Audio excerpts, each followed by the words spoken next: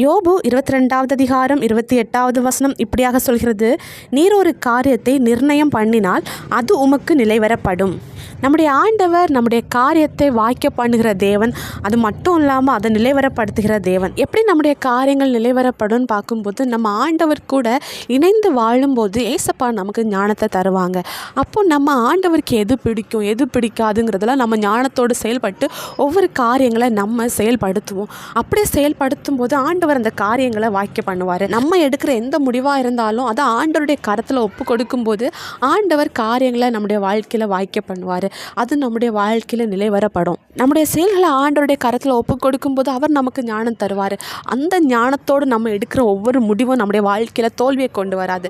மற்றவங்களுடைய பார்வைக்கு அது ஒரு சக்ஸஸாக தான் மாறும். நம்முடைய காரியங்கள் வெற்றியாக நடக்கும்போது மற்றவங்க பார்க்கும்போது இது எப்படி இவங்க வாழ்க்கையில் மட்டும் எல்லா முடிவுமே சக்ஸஸாக மாறுதுன்னு அதிசயப்படுவாங்க. அப்படிப்பட்ட காரியங்களை ஏசப்பா உங்கள் வாழ்க்கையிலையும் செய்வாங்க. நீங்கள் உங்களுடைய வழிகளை ஆண்டவருடைய கரத்தில் ஒப்பு கொடுங்க. உங்களுடைய காரியங்களை ஆண்டவர் நிலைவரப்படுத்துவார். அவரை விசுவாசிங்க, அற்புதங்கள் எதிர்பாருங்க. இயேசு கிறிஸ்துவின் நாமத்தில் ஆமென்.